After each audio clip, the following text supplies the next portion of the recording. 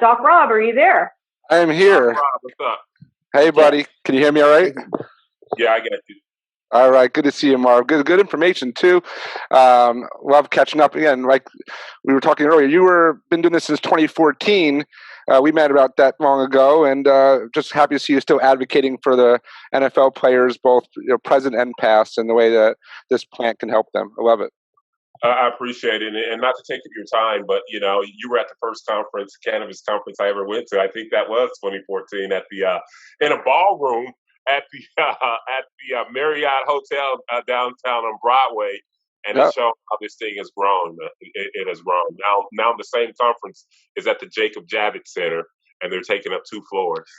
It's amazing the progress from that. We were looked upon as outsiders back then, going to this, supporting cannabis, and now, look at that. It's amazing what can be done in just a few short years. But that's through education, and that's through conferences. And like you said, we met at a conference, and now we're here speaking on a virtual conference because that's what we have available to us now. It's the new way of communicating, but I'm happy to be part of this event, and thank you, Denise, and organizers for putting this on. And yeah, I love talking about formulations. It's been about 20 years for me looking at different brands, different products, different formulas, different ingredients.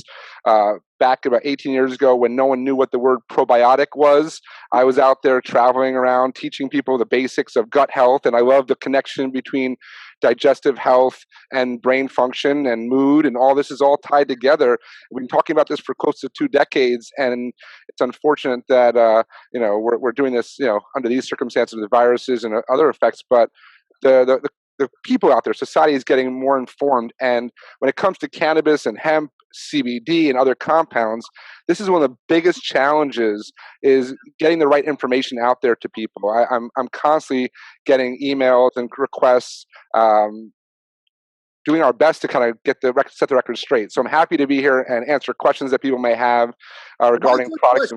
I'll take the first question here. Is chili a probiotic? Chili a probiotic? No. Because it affects my stomach in the best and the worst way simultaneously. Well, yes. I just want to throw it in there to get the questioning going. Thank you, sir. I appreciate that. I would say are apples and oranges the same, or is apples and grapefruits, or oranges and grapefruits? So today I brought a demonstration. I saw your crunch bar earlier, and it made me think, let's show some visuals. So a grapefruit, an orange, I peeled it apart for later explanation, but the idea is that we're talking about cannabis here. And when people talk about cannabis and then they say hemp, to me, it's all citrus. It's all the same family. It's all like saying, oranges and grapefruits. There's some small variations. So that's something that we have to talk about first. Secondly is, when you look at this, when I see this, does someone see an orange or does someone see vitamin C? Because yes, vitamin C is here, but there's a lot of other nutrients and a lot of other benefits from consuming this whole plant, this whole fruit. Even from the skin, and the outer parts of the skin are used in culinary, the terpenes, the antioxidants, to the fiber that's in the whole fruit. So I'm a big fan of the whole plant, and that's what I thought we'd jump into with these formulations, maybe full spectrum, broad spectrum, isolate, these different conversations. And Marvin and I have had these conversations for years now, specifically around isolate. I personally like the idea of putting as much in the formula of a plant that nature gave us.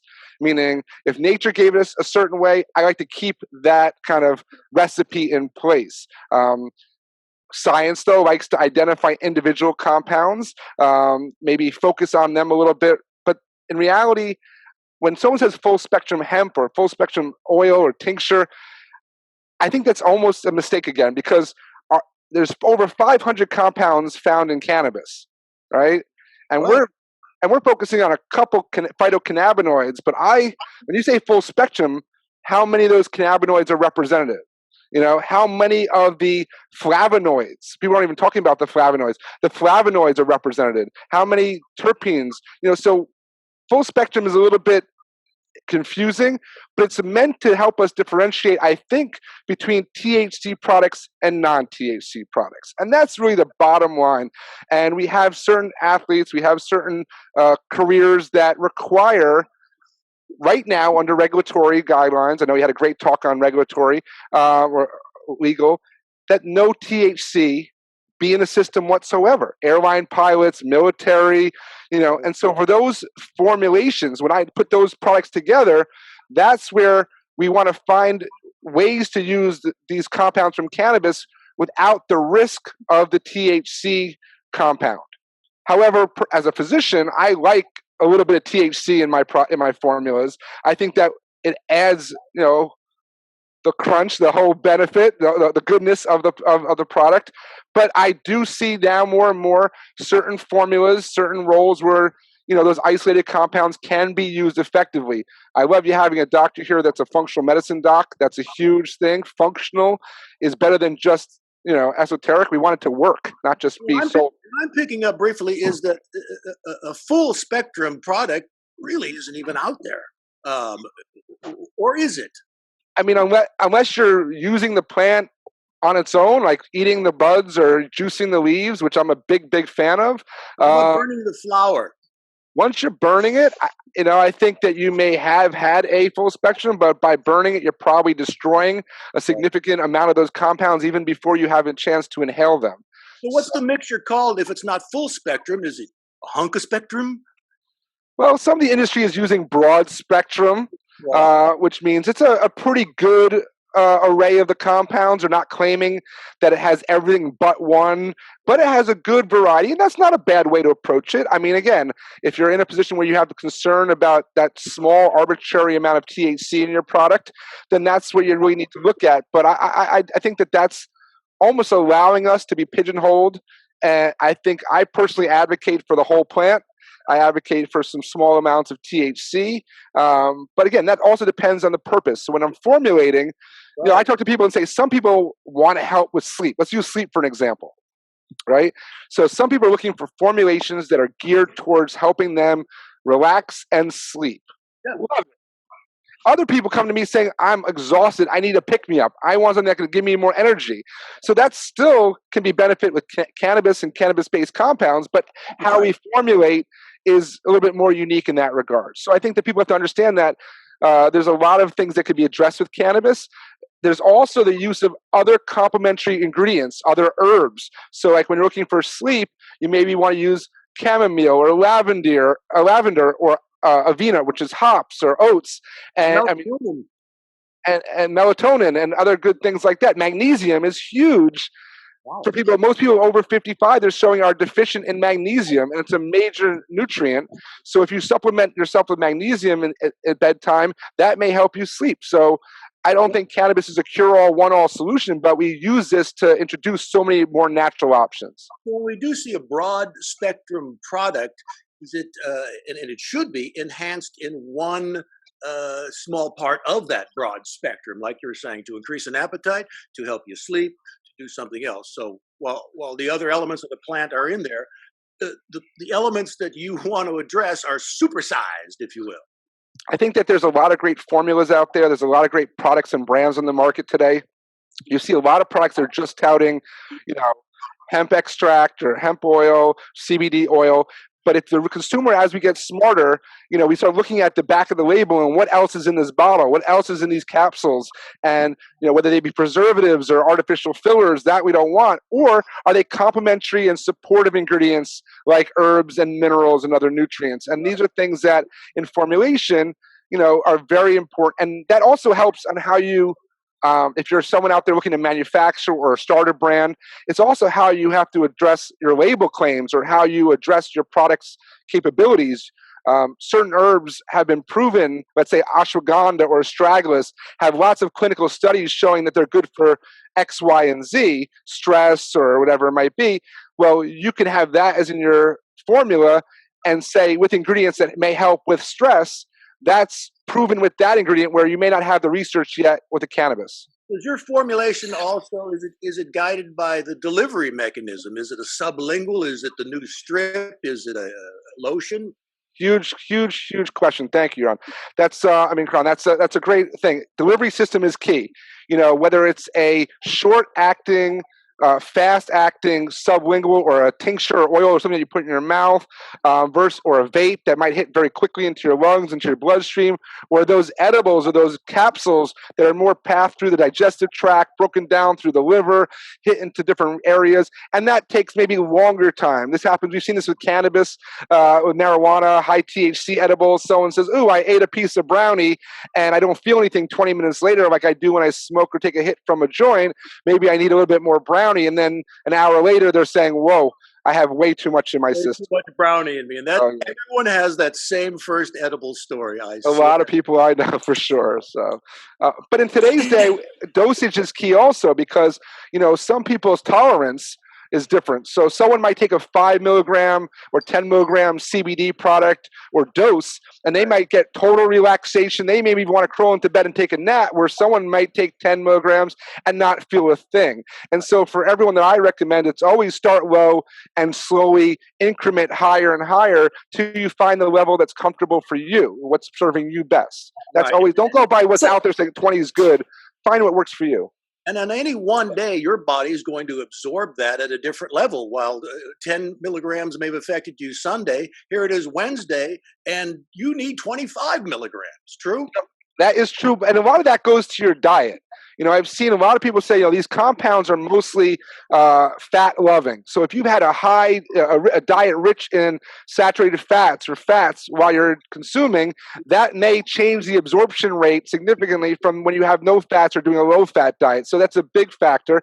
Also, like for a lot of those tinctures, people notice that the dropper bottles or oral sprays, they're usually in an oil base. So some people see MCT or coconut oil, some see olive oil, some are using hemp seed oil, or maybe even a blend, sunflower oil. So there's a lot of different those carrier oils, and some people find that different oils respond and absorb differently in their body, and that's a pretty interesting response. Doc Rob, it's Snowden here, and it's nice to see you. I have a question for you about going back to the broad spectrum and the benefits of having multiple cannabinoids. And we've identified already more than 100 known effects of different cannabinoids in the plant. But explain a little bit about why it's so beneficial, particularly with the entourage effect, how it interacts with the endocannabinoid system, and the entourage effect will help to activate different cannabinoids if they're together, whereas separately as isolates one at a time, they're not going to be nearly as beneficial. Yeah, thank you. It's a great question in the sense of phytocannabinoids. First of all, I'm a big fan of what we call the acids, or the raw form of these phytocannabinoids. I like the way nature gave it this. I think that cannabis is a superfood more than a drug. So I am really an advocate from that perspective. When we're talking about a full spectrum or this entourage effect, the plant has like an equalizer bar of different ratios of these different compounds, and just to have one really high and everyone else low, try listen to that music. It doesn't sound good. So you really want to be able to elevate some of the other ones, the supporting cast, the treble, the mids, the low frequencies, and bring them up a little bit. And it actually bring that peak one down a little bit happens to help. And they kind of have a much better sound. They have a much better vibration in your body. They resonate very well. And the same thing with B vitamins. I mean, people have heard, B12, super important vitamin, but so is B6, so is B5, so is B2. So when we talk about a B complex, or this whole suite of B vitamins together, it usually serves our whole body better than if we just try to pick one at a time and say, okay, this week or this month I'm taking B12, and then next month I'll try B6. The body doesn't work that way. We have this symphony going on in our body of physiology and chemical and enzymatic reactions and receptor sites, and this is why this plant has this beautiful complex of over 500 compounds. And it's not just the phytocannabinoids. You can have a product that says, oh, I've got THC and CBG and CBD, but has no flavonoids and no terpenes. Well, those are part of the antioxidants. Those are things that make you smell the plant.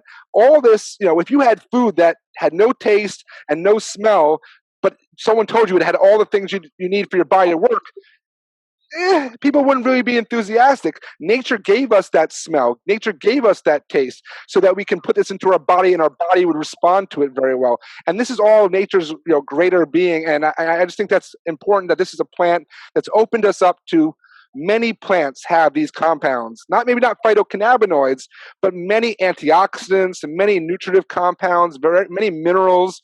And this is where we have to look at, eat those veggies, eat those fruits, and support your plants. And I use a little in the hair product as well. CBD in the hair makes it look shiny. It makes it look shiny, and it's also good for the scalp. I've had some people with some inflammation.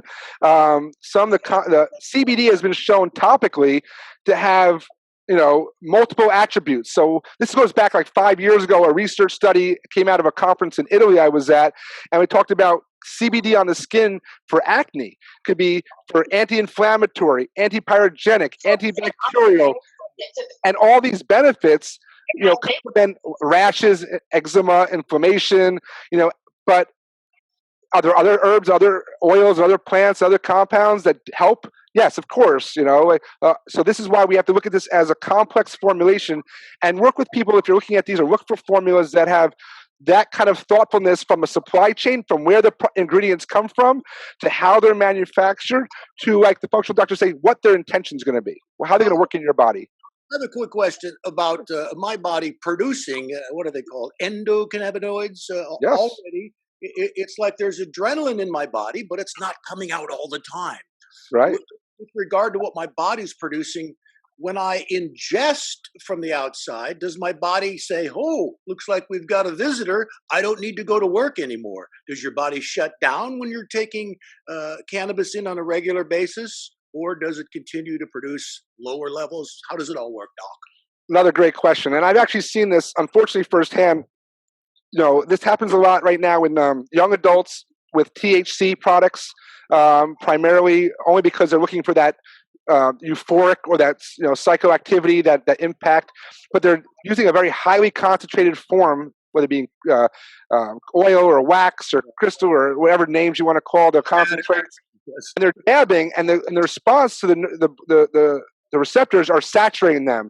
And when you saturate those receptors, eventually the body wants to down-regulate.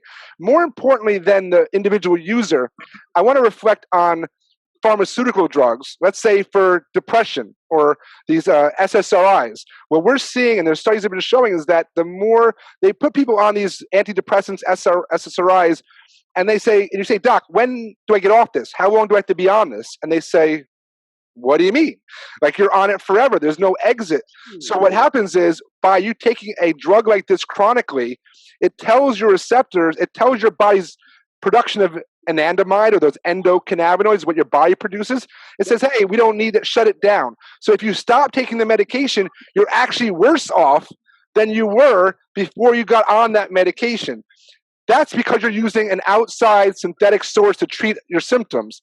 Right. What's better is looking at how the whole body works and do things that support your own body's production of these amazing compounds, which are tremendous. They are exercise, meditation, yoga, dark green leafy vegetables, all these things that we've been talked to for eating a healthy diet, all these things that have been said, these are part of healthy living, make you feel better.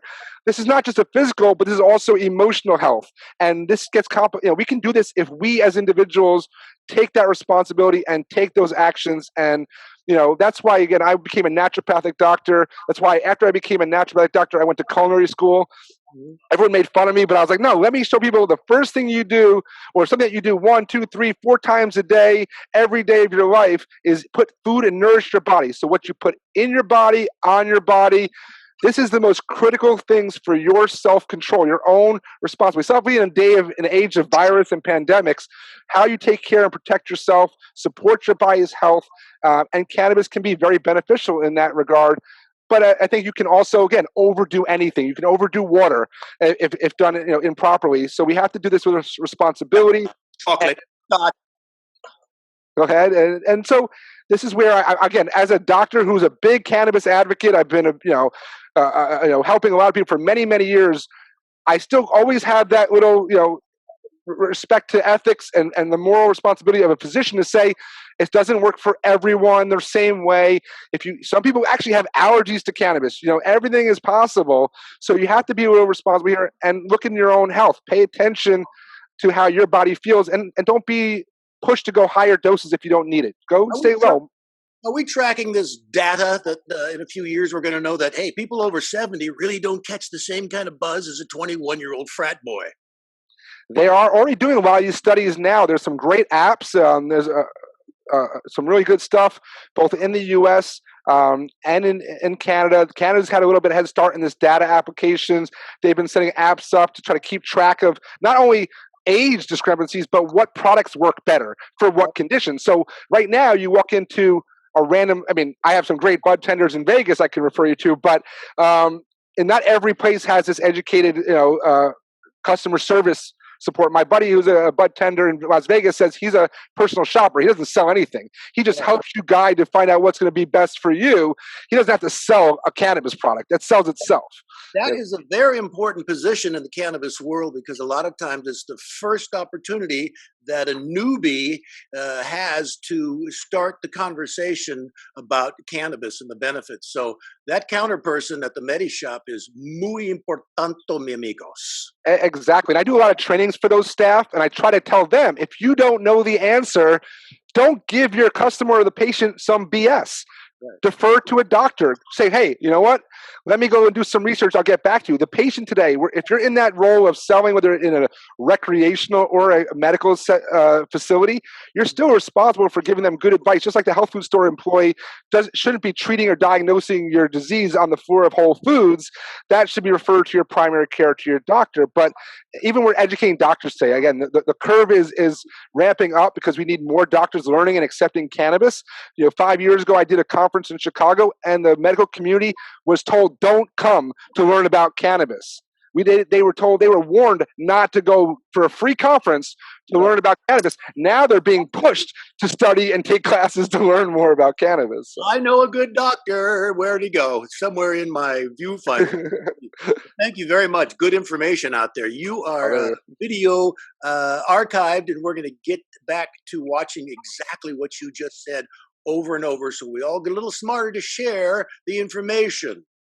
Thank you, sir. It's great to be here. My pleasure. I'm always here for questions, social media wise, on my radio show. All this is what I'm here for. I'm an educator advocate, and you guys are doing some great service, great work here, getting some information out to the people all over the globe, not just in the U.S., but everywhere. Right. Indeed. Denise, are you still hanging with us back there? Of course. Can you hear me? There you are. Now you're coming through loud and clear. Ah, great. So, Doc Rob, what kind of formulations do you envision for the industry moving forward? What kind of products have been put out on the market, and what's missing? I think we're already starting to see a trend from the high potency, let's get messed up kind of products to the everyday consumer lifestyle products. And these dosages are lower and more functional from a daily basis. I use an example. When beverages first started coming out in Canada, is still working on their beverage program with infused products, and they think it's going to be one of the biggest categories in the cannabis industry is beverages, because people know what drinks are. But they were bringing out these 12-ounce, 16-ounce bottles with over 100 milligrams of THC in it, and consumers didn't know any better, and they drank half a bottle in one serving, and they were wasted. And now we're starting to see products coming out with more 5 milligrams of THC with 5 milligrams of CBD, or 10 and 5, or 10. And that's a reasonable approach for an everyday, or instead of 2 glasses of wine, this is one company called Mood 33 that I'm a fan of, hey, I could have a bottle of beer, or I could have, and this is going to help me take, they have different herbs in there too that are supportive. So if you want one to relax you, you're not just relying on the CBD or THC ratios, you're looking at all the other ingredients, like I said earlier. Or if you want something that more of a pick-me-up or something like that, there's different ways to balance these formulas. So that's one area. I think beverages are going to be big. I think products that have are more lower dose for the everyday, even less experienced consumer, that's going to be a big opportunity in the marketplace. And I also think that you're going to see what we've missed, I think, a lot when you talk about hemp, we've missed a great thing that happened last year, which was the GRAS status of the hemp protein, the hemp seeds, the hemp seed oil. And that's been around for years. My friends from Manitoba, Harvest, really worked hard in Canada for almost 20 years to make these products available in health food stores around the world, other companies as well. And now I think that in the future, you're going to see not just CBD products, but you're going to see more products featuring hemp nutrition. I think there's a whole category around that's going to waken up still with the support of these functional cannabinoids and other compounds. So you don't have to rely on just a CBD product. You're going to talk about a whole hemp product that has that equalizer bar of different compounds that have different effects. I think that's going to be really cool to see in a more everyday supply chain, the nutrient benefits of hemp protein and hemp seed oil, as well as the phytocannabinoids. Thank you very much. So in different states have different laws. And overall, for the country, the United States, where we live, some of the laws have been preventing beverages, edibles, things of that nature. So for people in relying on the state laws to allow access, how do you see this changing overall to go from the state level to the national level to the world level? It's a very good question. And when you were talking about earlier, different parts of Europe had different rules, different states in America have different rules. And I think it's going to be challenging until the FDA really makes a steadfast decision on how this plant and how these compounds are going to be treated. They're trying to play this let's make everyone happy game by supporting pharmaceuticals' desire to have standardized formula, standardized testing, efficacy, safety data before they let the people have full access to it. But the people already have access to it. So now they have to dance this tightrope about personal safety or public safety versus industry development and growth. And this is going to be a dance for quite a while. I think that when you look at what hemp grows at, let's say hemp grows, let's say X percentage of CBD, 14%. I think some of those states are going to say, okay, then you can have up to 14% CBD in your product. But if you take that and you concentrate that CBD and you add it as a separate ingredient at 50% levels or 60% levels into like a capsule or supplement, now you're kind of adulterating the way the plant intended you to have it, and they're pushing back on that. So I think that if you look at lower dosing, I think that's going to be a safer place.